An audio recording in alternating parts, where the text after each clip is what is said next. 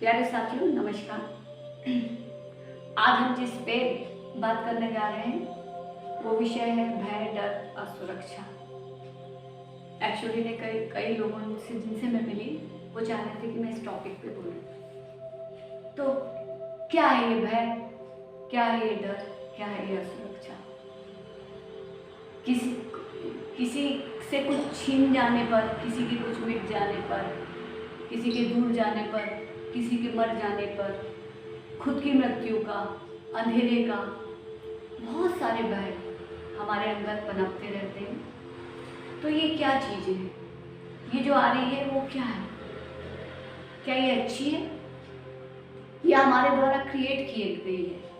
देखिए, छोटे मोटे जो भय या डर होते हैं ना, थोड़ा थोड़ा मीन्स जैसे सब्जी में नमक होता है, ये हमको अपनी जिम्मेदारी और उत्तरदायित्व को निभाने में बहुत काम में आते हैं। कि अगर हम किसी चीज़ के लिए भी थोड़ा सा मतलब बिल्कुल थोड़ा सा वो अलर्टनेस के लिए होता है कि आप जहाँ से जुड़े हो, जिस काम को कर रहे हो या आपके ऊपर जो जिम्मेदारी है उसके लिए उसका थोड़ा सा तनाव या थोड़ा सा भय, हल्का सा, वो तो फायदेमंद होता है। लेकिन अगर हम ये सोचें कि हमारी पूरी सब्जी में नमक ही नमक हो, अगर आपके जीवन में भय ऐसा हो कि सब्जी में नमक नहीं, नमक में सब्जी हो जाए, तो फिर स्वाद कैसा हो जाता है? तो जब हमारे जीवन में भय ज़रूरत से ज़्यादा हो जाता है, डर ज़रूरत से ज़्यादा हो जाता है, तो हमारे जीवन का स्वाद बिगाड़ देता है। चलिए, आपके जीवन का स्वाद बिगाड़ दे, हमारे तन को भी बिगाड़ देता है। कैसे बिगाड़ देता है? क्योंकि आपका ब्रेन अंधा होता है और जब आप ऐसा सोचते हो, जो चीज़ है नहीं उसको आप क्रिएट कर करके देखते हो, बना के देखते हो कि कभी ऐसा हो गया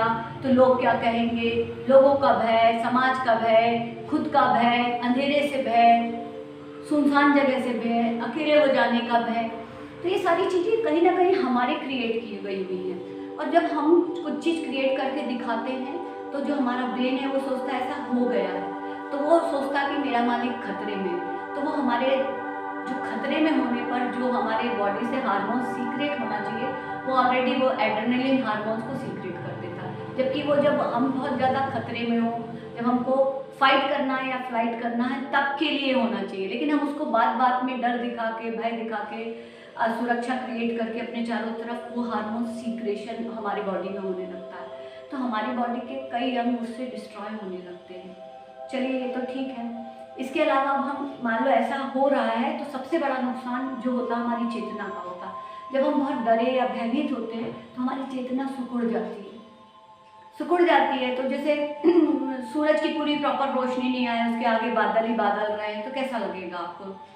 ऐसे ही हो जाता है हमारे जीवन में। हम फैल के खुश होकर जी नहीं पाते और फिर वो हमारे द्वारा क्रिएट की गई चीज़ है। तो जो हमारे द्वारा क्रिएट की गई चीज़ है उसको हम अपनी समझदारी से ठीक भी कर सकते हैं। तो जैसे मान लो कई लोगों को हाइट का डर होता है, किसी को गहराई का डर होता है, किसी को किसी से दूर जाने का डर होता, किसी की मृत्यु का डर होता। तो आप क्या करो, आपका ब्रेन, तो हम क्या करते हैं, इन चीज़ों की कभी प्रैक्टिस नहीं करते, इन चीज़ों से हमेशा बचना चाहते हैं, भागना चाहते हैं। नहीं, मुझे विवेकानंद जी की एक बहुत सुंदर स्टोरी याद आ रही है। एक बार उनके पीछे एक बंदर पड़ गया। जब तक वो भागते रहे बंदर उनको दौड़ाता रहा, लेकिन वो एक जगह खड़े हो गए तो बंदर भी रुक गया। तो ऐसे ही हमारा डर, भय और ये असुरक्षा की भावना होती है। आप जब तक इनसे भागते रहोगे ये आपको दौड़ाते रहेंगे, लेकिन आप खड़े होकर जब इनका सामना करोगे तो आपको हंसी आएगी कि यार ये तो कुछ भी नहीं था, ये तो मेरी सब क्रिएशन था। तो आप कैसे निकलोगे? मान लीजिए आपको किसी भी चीज़ का डर है, जैसे कई लोगों को अंधकार का डर होता है, तो एक बहुत सुंदर अंधकार ध्यान विधि भी होती है। आप आराम से किसी कमरे में एक अच्छे आसन में बैठ के धीरे से आँख बंद कर लें, अपनी बॉडी को रिलैक्स कर लें और फील करें कि चारों तरफ अंधकार है ना। और जितने आप अंधकार से डर रहे हो, आप फील करो कि वो अंधकार और घना होता जा रहा है। बिल्कुल आप अकेले हो, बिल्कुल अकेले हो अंधेरे में। फिर भाव करो कि आप अकेले भी हो, चारों तरफ अंधकार भी है और फिर आप मिट रहे हो। ये ध्यान लगातार करने से आप देखिए आपके अंदर 1 महीने में काफ़ी परिवर्तन आएगा। मान लीजिए कई लोगों ने मुझसे बोला कि हम जैसे ऊंचाई पे जाते हैं तो हमको डर लगता है, तो मैं नहीं कह रही हूँ कि आप रियल में ऊंचाई में जाएं। आप आंख बंद करके फील करें कि आप बहुत ऐसे खड़ी पहाड़ी में धीरे धीरे सीढ़ियाँ चढ़ रहे हैं और आप फिर नीचे झाँक के देखिए।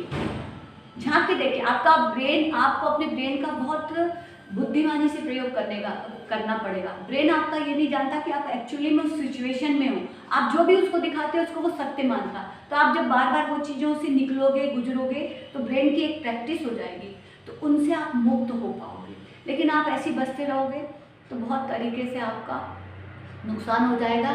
और अंत में ये भी कहना चाहूँगी मैं, मरने से पहले जीना सीख ले। ऐसे रोज रोज मरने से क्या होगा, ऐसे थोड़ा थोड़ा मरने से क्या होगा। अगर जीवन एक मिला तो जरा इन सब चीज़ों से मुक्त होकर, भय मुक्त जीवन, ठीक है। एक हल्का फुल्का डर सबको लगता है, हर व्यक्ति साहसी नहीं होता, लेकिन व्यक्ति साहसी वही कहलाता है जो इन डर के पार जाता है। तो प्यारे मित्रों, आज के लिए बस इतना।